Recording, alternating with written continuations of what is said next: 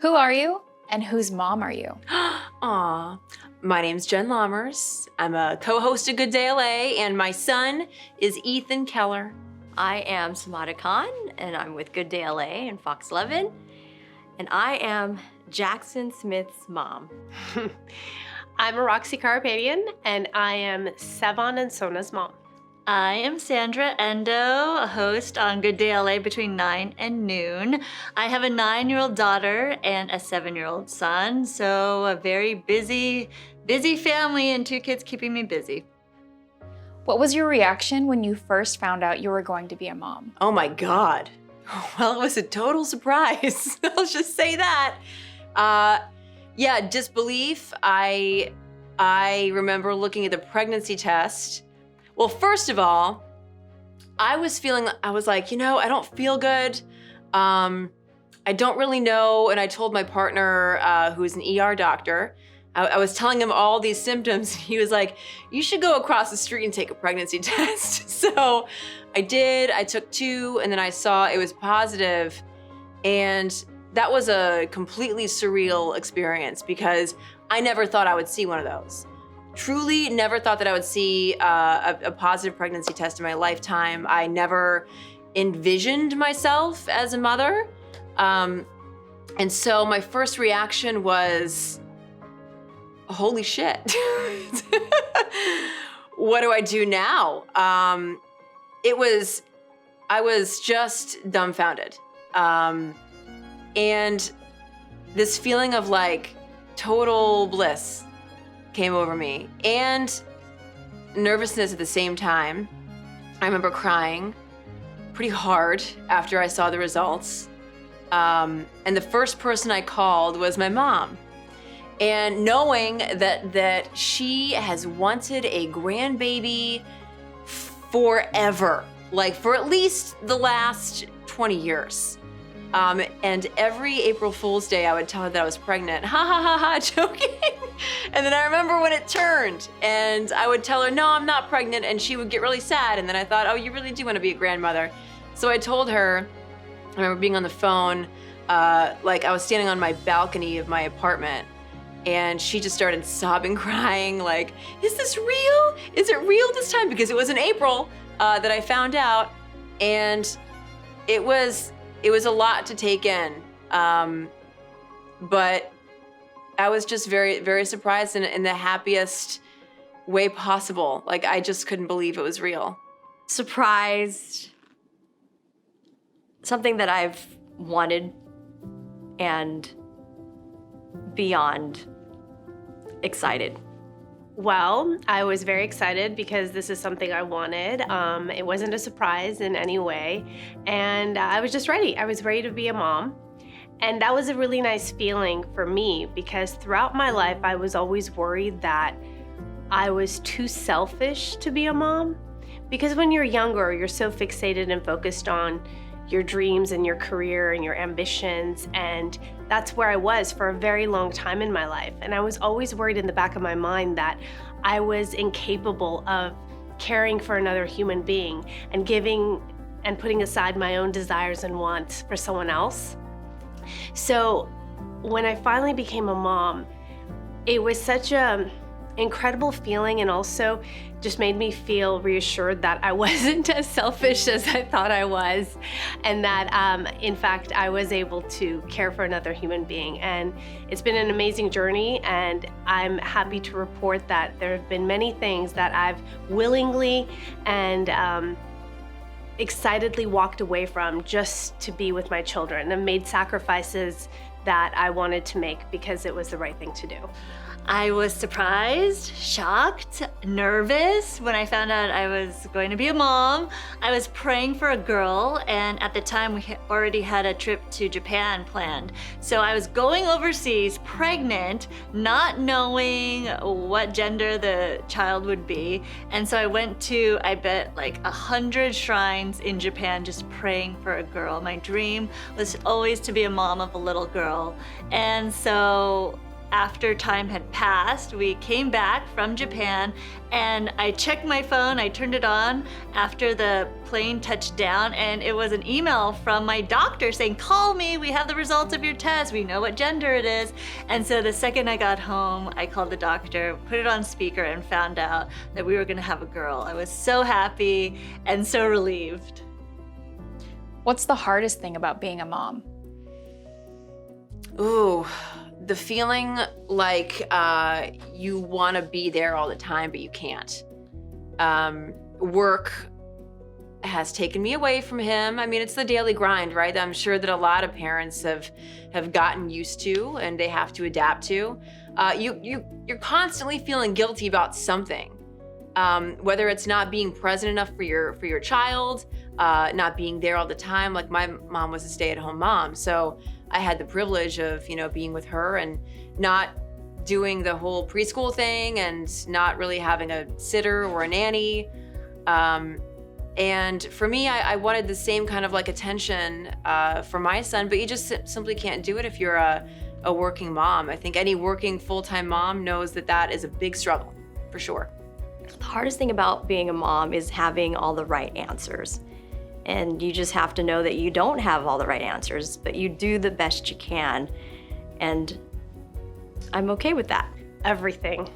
It is the hardest job on the planet, truly, because there are no breaks, there's no vacation, there's no sick days, and for the rest of your life, you're responsible for this individual. Even when they grow up, people often say, oh, they get older, it'll get easier. And as I've found throughout the years, in some ways, yes, it gets easier, where they don't rely on you for daily tasks, but at the same time, the pressures of the world and the responsibilities and the dangers of who they'll encounter and what situation they may be in, oh my gosh, that anxiety I already have. And now I know why, even now, I'm in my 40s and my mother is still constantly calling me, checking in on me, making sure I got to wherever it was I was going, making sure I've eaten. All of the things that annoyed me that my mom would do, I'm doing, and I see myself doing for the rest of my life. Well, being a mom is such a blessing. If you want to be a mom, if it's something you've dreamed of, if it's something that you're blessed to have, it truly is so rewarding and fills your whole life up. Your heart just expands. And there are difficulties, obviously, being a mom as well. Being a mom is messy. It's being imperfect. It's figuring out as you go. There's no manual when it comes to motherhood, and you're always guessing and second guessing yourself. Guessing, first of all, am I doing things right? And second guessing, am I messing everything up? So you know that you have these little lives in your hands, their futures in your hands too. And so it's a big responsibility. So if you're up for the responsibility, it is such a rewarding blessing, but it's also very challenging. It's never perfect. It's not what you see on TV or on Instagram. Nothing is ever as smooth as it looks and as easy as it looks. It's a very tricky process, but I feel like I grow with my kids as they're growing, and I'm figuring it out as I go. What's the most creative lie you've told your child to behave? Well, I learned from the best, which is my own mother. I'll tell you a lie that my mom told me, which was if the ice cream truck is making noise and making music, that means they're out of ice cream. So I have bequeathed that lie onto my own son. But outside of that, I mean, I just tell him like I tell him that everything's hot or broken. And so, because I don't know, like he can't always like eat the sweets or whatever. Like, so I say it's hot, it's too hot, it's dangerous, like whatever it is. Yeah, I'll lie straight to his face. It's for his own good though. Now Jax, okay, maybe I'm just being a mom, and he really is a law-abiding kid. He's very mature for being 7. But when he doesn't do things like it's bath time, and he really likes to take his time, he'll do it. It just takes a long while.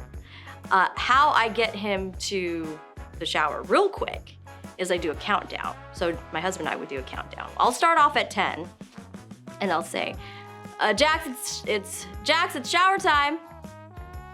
10, 9, and I hear little feet scurry down the hall. And he usually is good by 7. That's good. And then he turns to me and asks, Mommy, what happens if it gets to 0? And I looked at him, I said, you don't want to find out when it gets to 0. And of course, I don't know what happens when it gets to 0.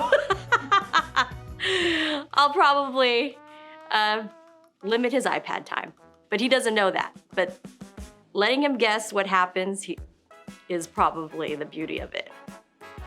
Ooh, I tell so many lies. Hold on. Truly.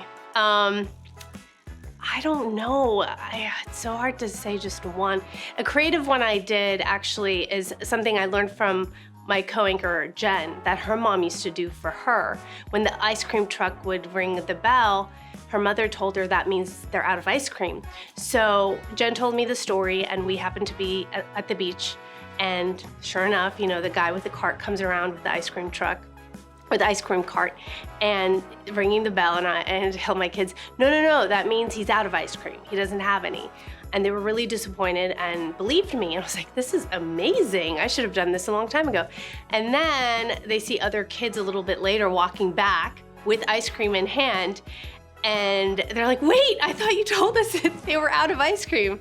And therefore, that was the end of the lie, but it was a good one. Yesterday, my daughter was trying to carry me, and I told her she'll stay short if she does. When they turn on the light while we're driving, I say I'm gonna get pulled over by the police. I don't know why I say this. I think a lot of people do, and there's no proof as to that ever happening, I think, but it's a lie people tell. But basically, anything I can lie to help me get through the day, I'll do it. Creative lie. My go-to line is we'll see and maybe. And they still haven't figured out that when I say those things, it really means no. So I just say those things to buy time and to have them shut up. And they pretty much do. So we'll see, they're gonna figure it out soon. What's the worst food to feed your kid when going through the diaper phase? Ooh, oh my God, that's a good question. That's a funny question. What did I pay for? I mean, really, it's like, it doesn't matter. When they're in the diaper phase, it's really any food. I know that I ate a lot of breakfast burritos when he was in utero, so he does love the breakfast burritos, and boy, do you pay for that when they're still in that diaper phase. Absolutely. Oh my goodness. I mean, you can't get around it. It's gotta be the milk. And boy, when reliving those moments, it goes in and it comes out. I think he was lactose intolerant since he was a baby. He's much better now. The worst food? Oh, like you mean when they start eating solids? Hold on, it's been a while. It's been a minute. I don't really think I have a worse food, but I will tell you, they grow out of their diaper sizes very quickly. And if you're not like on top of that, things get messy. So one time on our way back from Vegas, I found out the hard way, the car seat did at least, that my daughter was ready for the next size up. There was an explosion and we had to pull over, and we had to pretty much get rid of most of the car seat, had to strip it down. So she rode on this hard surface all the way back home. And let me just tell you, we rode the entire way with the windows down, all 4 of them, because it was a stinky situation. So the diaper sizes, there's a reason that they say, when they're at a certain weight, you gotta move up a size. Don't just say, oh, I'm gonna use everything I have before I open a new box. Don't do that. Oh, the diaper phase. Asparagus, because it smells. It makes the poop and pee smell so bad. But they need their vegetables, so stay away from asparagus, cabbage, broccoli. Those things will make for stinky poop. If motherhood came with a warning label, what would yours say? Gosh.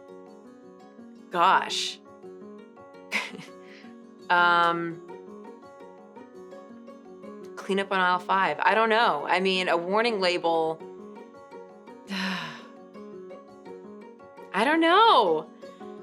I just think that there's a lot of things that you have to keep in mind, a lot of unexpected things that you have to keep in mind before you jump full-fledged into parenting. That's a good question. I'll have to come back to that. Get all the extra sleep while you can. I mean, I have a really short fuse, so probably like beware, can implode at any given moment. Proceed with caution. Motherhood, proceed with caution. That's what my label would say, because you never know what's gonna happen, and every phase is different. I know the diaper phase is difficult. You're schlepping all the bags. You're always worried that you're gonna forget something you need for your little baby. And as they grow, their needs change as they grow. And it becomes a different sort of challenge. Challenge with friendships, navigating school, their moods, their personalities that are really coming out. So every phase, every age, there poses a challenge. It's a different kind of thing that you have to deal with. But yeah, as a mom, you gotta proceed with caution, careful what you do and what you don't do. And every time you think you figured it out, it'll change. What's the longest you've hid in the bathroom just for peace and quiet? I'm sorry, are you in my house? Yeah, oh my God, okay, so even if I don't have to go to the bathroom, I tell Ethan, this is so gross, can I say it? This is so gross. I just say, Mommy's gotta poop. Even though Mommy doesn't have to poop, and even Jared, my fiance, knows I don't have to poop, but he tells Ethan, Mommy's gonna go poop now. This is just, in other words, poop is my time to just be alone and nobody bother me. I'm like, either I'm taking a quick nap or I'm washing my face, whatever it is. I just have those few fleeting moments solo, and we call it poop time at the house. Okay, I've tried that and it fails because there is no boundaries with kids. He will come in if he wants something. Even if the door's locked, he will holler. So it's like, there's no such thing as privacy. That's another thing. If you're thinking about being a mom, no such thing as privacy, no such thing as sleep. I just did this last night. I took an extended shower. And I finished watching a series I'm watching on my phone on the bathroom floor with a glass of wine in my hand. Oh gosh. Well, they'll barge into the bathroom while I'm in the bathroom, whether it's taking a shower, whether it's actually being on the toilet. They are all up on you if you're a mom. So you get no peace and quiet. We don't really lock doors in our house, so they do barge in. I finally have taught them to knock first if the door is closed, and yeah, give mom some respect. Don't just barge in. But I kind of am used to it. They've seen it all, and I have no time for peace. They don't give me peace at all. Something your kid said in public that has totally embarrassed you.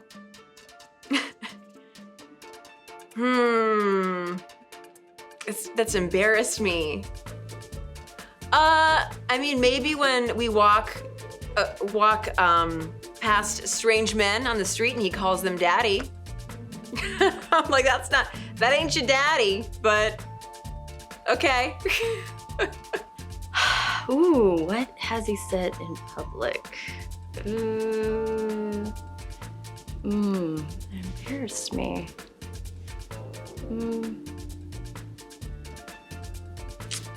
I'm gonna pass on that one. I can't think of one right away. Anytime they contradict what I'm saying, it always leads to an embarrassing situation. Maybe I'm trying to get out of something, or I say this is what happened. They don't understand to play along with my lie or my bluff or whatever it is, and they contradict me on the spot. And they don't seem to understand the threatening looks I give or in Armenian what I'm telling them not to do until after the fact. So it's something we're working on. When mommy says something in public, even if it's inaccurate and wrong and not true, we do not correct her under any circumstance. We're still working on it. They're starting to learn curse words slowly and gradually just because they hear it on in different songs. And so they recognize what those words are. Thankfully, they haven't really said them yet, but they will be the curse word police when we're out in public, and they'll say, oh, so-and-so said a bad word, or, oh, you sounded like you said that word. And they even said that I said a bad word in front of them when I know I didn't. So yeah, it's being the curse word police. That's the phase they're in right now. If you could outsource one mom duty forever, what would it be? Imaginary play. I know you're supposed to love it, but I hate it. And you know what? I know I'm not the only mom out there who feels this way. I know there are so many of you who hate the imaginary play yourselves. Be honest. Be honest to yourselves. The imaginary play sucks. It does. It takes up. I am so tired of pretending to be a robot dinosaur. I can't even tell you. Aw, if I were to outsource a mom duty, what would it be? Oh. You know, I just love being Jackson's mom. Whatever he needs, whatever he wants, I just want to see him happy. And I wouldn't outsource anything. Packing lunches. I hate it so much. It's the hardest thing to figure out what they're gonna eat and how much of it they're gonna eat. It really puts a lot of stress on me, the lunch packing. One mom duty forever. Probably one mom duty I would outsource forever is making lunch. Making school lunches is like a full-time job. So when my kids were smaller, they went to a Japanese nursery school, and it was the battle of the bento boxes. Everyone had to have a creative bento box that looked perfect, like Instagram, with a perfectly balanced, nutritious meal. So colorful, because you eat with your eyes, right? Has to be multicolored and perfectly cut vegetables and fruits with the perfect portion of rice and a protein. And I actually enjoyed doing that. It was creative. But as they started getting older, it's like, okay, hot dog, you got it. Chicken nuggets, ketchup, you could have extra packets, you name it. But it's just, for me, the process of putting their lunch together, knowing that they come back half-eaten, or they shared with their friends, or they throw it away completely, it just feels like a waste of time for me. So yeah, for me, it's making school lunches. Have you ever forgotten your kid? No, he will not allow me to do that. I've forgotten my kid. No. I would confidently say no, I've not forgotten about my kid. I'm kind of a helicopter parent in that way. Where is he on the playground? What's he doing? Who's he hanging around with? So kind of always making sure he's okay. Oh my gosh, no. You mean like to pick them up from somewhere? No. One time, I thought they got out at a different time than they did, and it happened to be on my birthday. I took my birthday off work to, like, enjoy myself. Went in, pampered myself, got this massage. I'm like very relaxed. I'm looking at the clock like, oh, I still have some time before school pickup. This is great. I'm listening to music, la-di-da. And then all of a sudden my phone was charging. I walk over there. I see like 30 missed calls and all these messages. And I panic and I called the school office and they're like, oh yes, they get out early on this day. I felt so bad. It was the first day of school too. So I raced over there and my poor kid was in the office, just like sitting there. She'd been there for an hour. Ooh! I felt so bad. I felt like the worst mom. I felt judged by the staff. It was not a pleasant experience. Since then, I'm paranoid and I still check the schedule on the website every week for the school just to make sure, it's not a certain weeks there are different things happening. I'm so traumatized by that experience that I check every week to make sure that there's not something I'm missing, because the look on her face when I walked in hurt so bad, and all that pampering I'd done to relax went out the door. I have not forgotten my kid, thankfully. No. I've almost dropped my kid because when I had my firstborn, I was so tired, not used to the mom routine, nursing during the night, and I was falling asleep while nursing, and I almost dropped her from my lap. So thank God she didn't hit her head. Otherwise, she'd probably have an excuse for life and blame me for life too. What's your go-to I'm too tired to cook dinner that your kid thinks is gourmet? You presume that I cook in the first place, which is false. I do not cook. I do not. In general, I do not. But you know, I will make him.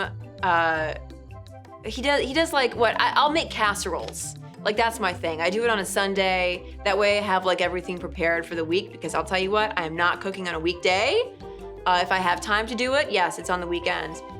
I don't know. I mean, I've made cupcakes before, and I did this. There was one day when we were walking, we were taking our dog for a walk, and Ethan stopped near a dandelion, and he blew in a dandelion. I said, "You gotta make a wish." And he said, "I wish for cupcakes." And what do you think Mom did? Mom went and baked a dozen damn cupcakes. I'm that person now. I'm too tired. Dino Nuggets always saves the day. He wants his Dino Nuggets. He thinks they're delicious. Pop in the oven. 10 minutes later, voila. Happy kid. They love mac and cheese. And so I've gotten this brand called Goodles. It's like a mac and cheese, but a little fancier, so they think they're eating like a really fancy thing. And if worse comes to worse, I get the Hawaiian bread. You know, those like little biscuits? You know what I'm talking about, right? They're really good. And I'll put turkey and melt Havarti cheese, and it makes it seem like a gourmet sandwich. It's very easy to do.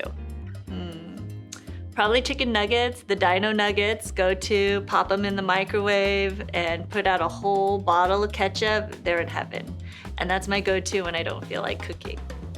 If your mom life was a movie title, what would it be? Oh my God, I can't think like that. No brain cells left. That's my answer. Extra. Extra mom. I do everything for him extra. If he's hungry, I always make extra food. If he's tired, I want to make sure he's extra comfortable. If he's thirsty, I want to make sure he's extra hydrated. If he's playing a sport, I want to make sure he has extra snacks. And he only drinks water, which is great, by the way. So extra water all the time. So extra. Again with these questions.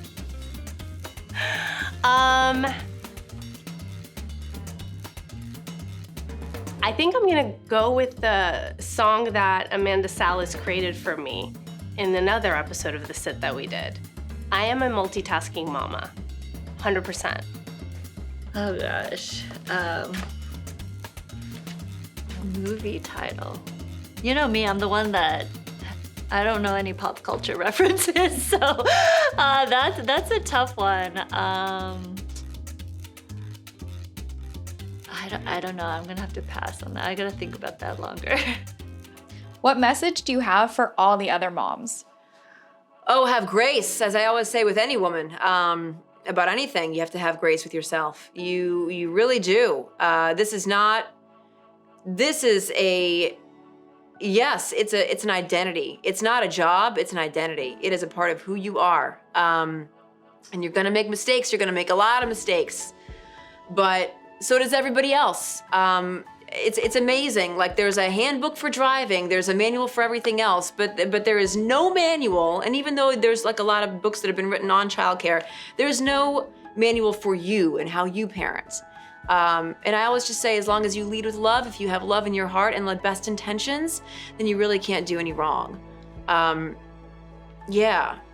think it's all based on intentionality and where you're coming from when it comes to, being a mother.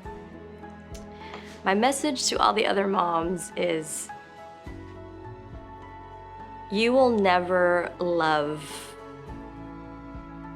anything more than this little human being.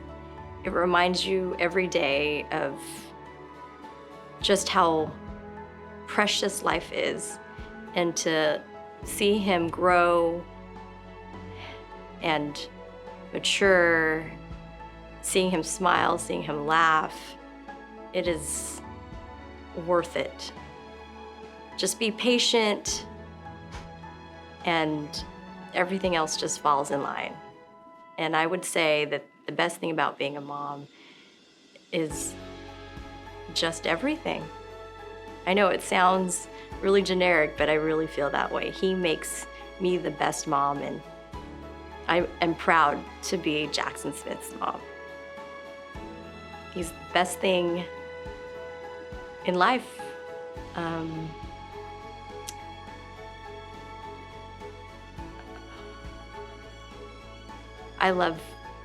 I love you, my son, so much.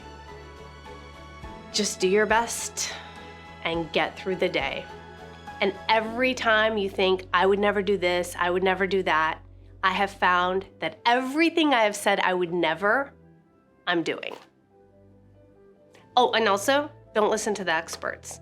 All these people that are experts and have all these Instagram messages and videos on you should be doing this and you should be doing that, and just get through the day. Honestly, as long as your kid is healthy, well-fed, happy, and loved, that's all that matters, because it's hard. And I think we all need a little grace.